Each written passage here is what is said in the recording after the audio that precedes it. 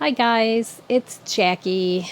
Welcome to my soap factory today. We're shooting our special wall of the fine vegetable oils that I use in my soaps. And today's video is talking about why my soap compared to all the other places you can buy soap. Most people pick up 3 bars for $2 at the grocery store. We call those evil corporate soaps, and for a lot of reasons. Mainly, they're bare bones soaps. They use lesser quality ingredients, sometimes lesser quality vegetable oils, and even animal fats. And everything is done to keep cost at a minimum.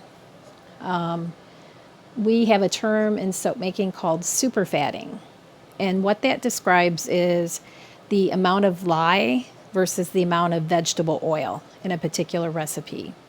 And super fatting affects the cost of the soap. If you use more of the good quality vegetable oils, your soap is going to be more moisturizing, but it's going to be more costly. So those evil corporate soaps tend not to do that. Your other plan of attack on buying soap may be to get those real pretty clear soaps with colors and all kinds of embeds in them. Those are a manufactured soap product. The people that make those soaps are artists. They are can be absolutely gorgeous, but it's a manufactured soap item. And any soap that's manufactured leaves out some of the goodness in the soap that we leave in. So one of the main things is the glycerin that occurs naturally when I'm stirring a soap pot to make soap. In manufactured soap, that gets siphoned off and then that's sold as a commodity. So why do that? Let's leave the goodness in the soap. Glycerin is hydrating on your skin, so you want that in the soap.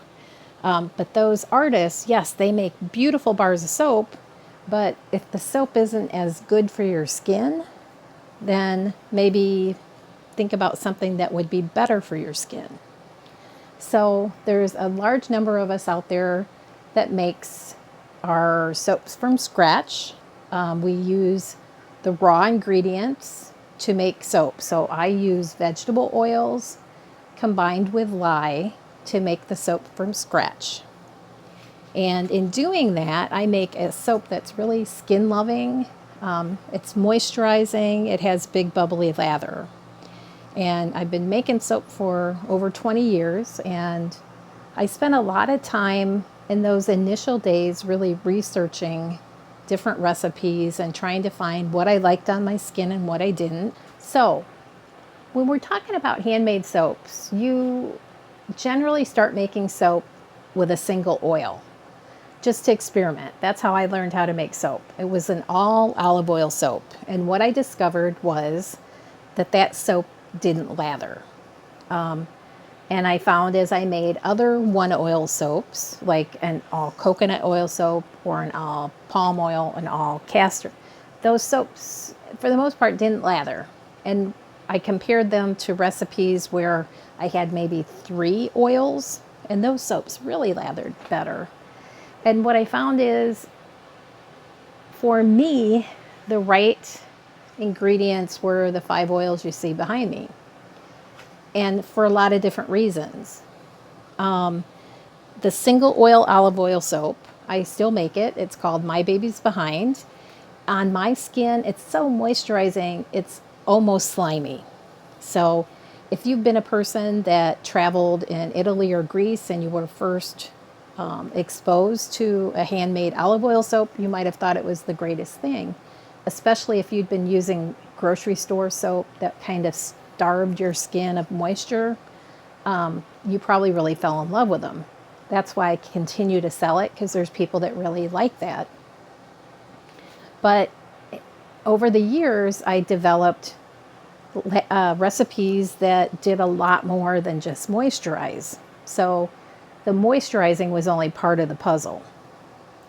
But handmade soap makers generally, when we experiment with recipes, we're looking for a lot of different things to happen. We would like moisture, we would like lather, we would like the bar soap to stay hard, meaning it doesn't get mushy in a soap dish, and we're concerned about cost. The 5 oils that I use are olive oil, not the salad oil, not extra virgin olive oil, just any old olive oil will make soap. Olive oil in soap is kind of the backbone of a soap recipe, and it's in there because it provides moisture. And the second counterpoint to that might be the palm oil.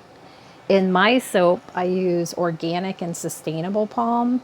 I don't need the Rainforest Coalition after me. This is farmed responsibly, so it's not going to destroy the rainforest. It's the only organic oil that I use in my soap recipe, and again, primarily because of cost. This one is worth the extra expense, in my opinion. The third part of my soap recipe is coconut oil, and coconut oil imparts lather. That's the great thing about coconut oil. It's a lathering soap.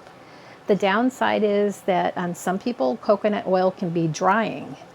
So in your soap recipe, you're going to kind of weigh the benefits of lather versus dryness. And in my recipe, the combination of all the ingredients assure that the drying isn't going to be an issue. Next up is castor oil. And castor oil is one of those kind of secret oils that once you use it in soap, you never go back because it's just such a great lathering addition to your soap recipes. And finally, I'm a shea butter soap maker. So shea butter. It is, as soon as I started making shea butter soaps, I never looked back. It's my key ingredient. So there you have it. My 5 preferred vegetable oils. I have lots more oils, lots more vegetable oils, but these are the 5 that make up the bulk of my recipes. And notice you didn't hear me say goat milk once, because goat milk is just an additive. It doesn't make soap. The key of any soap are, what are the oils used in the soap? And is it hard? Does it lather? And does it moisturize? So those should be the 3 things. And you can get all of those without using goat milk, but I use goat milk in a couple dozen soaps because I like the qualities that it imparts to those particular soaps. Now, if you have questions, I'm just a phone call away.